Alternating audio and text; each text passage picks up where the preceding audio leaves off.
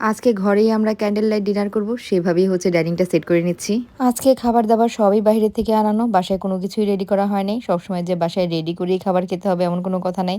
বাইরে থেকে খাবার এনেও কিন্তু ঘরে একটা রেস্টুরেন্ট ভাইব আনা যায়। নর্মালি বাসায় শুধুমাত্র গেস্ট আসলেই আমরা ডাইনিংটা সুন্দরভাবে সেট করি, নিজেদের জন্য কিন্তু ওইভাবে সুন্দরভাবে সেট করা হয় না। কিন্তু আমরা আজকে ভাবলাম যেহেতু খাবারটা বাইরে থেকে এনেছি, আমরা অ্যাটলিস্ট ডাইনিংটা সুন্দরভাবে সেট করলে কিন্তু একদম রেস্টুরেন্টের ভাইবটা ঘরেই আমরা পেয়ে যাব। আমার কাছে তো মনে হয় খাবার পরিবেশনও স্বাদের উপর প্রভাব ফেলে। অনেক সময় অনেক ভালো রান্নাও সুন্দরভাবে পরিবেশন না করার কারণে খাবার খেতে ইচ্ছে হয় না, আবার কোনো সিম্পল খাবারও সুন্দরভাবে পরিবেশন করার কারণে খাবার খাওয়ার ইচ্ছা জাগে। আমার টেবিল সেট আপ করতে করতে তো খাবার ঠান্ডাই হয়ে যাচ্ছে, আর এই ঝাড়টা দিয়ে দিলাম, এটার মধ্যে হচ্ছে ক্যান্ডেল রাখবো, তারপর হচ্ছে লাইটটা অফ করে দিয়ে আমরা ক্যান্ডেল লাইট ডিনার করব। অনেক রেস্টুরেন্টেই হচ্ছে ক্যান্ডেল লাইট ডিনারের এমন অ্যারেঞ্জমেন্ট থাকে।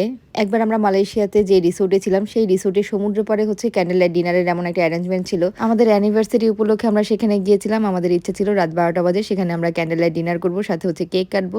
কিন্তু রাত 12টা বাজে আমরা সেখানে গিয়ে শুনি যে রাত 10টায় সেই রেস্টুরেন্ট ক্লোজ হয়ে যায়। তো আর কি, গিয়েছিলাম ক্যান্ডেল লাইট ডিনার করতে, কিন্তু ফিরেছি স্ট্রিট ফুডের খাবার খেয়ে। আমার এখনো মাঝে মাঝে মনে হয় সেই ক্যান্ডেল লাইট ডিনার করার জন্য হলেও সেই রিসোর্টে আমি আরেকবার যাব। আমরা যে জায়গাগুলোতে ঘুরেছি দেশে বিদেশে সব জায়গায় আমার দ্বিতীয়বার যাওয়ার ইচ্ছা, প্রথমবারের স্মৃতিচারণ করার জন্য। এই তো আজকে ডাইনিং সেট আপ করতে গিয়েই হচ্ছে আমার পুরনো স্মৃতি মনে পড়ে গেল।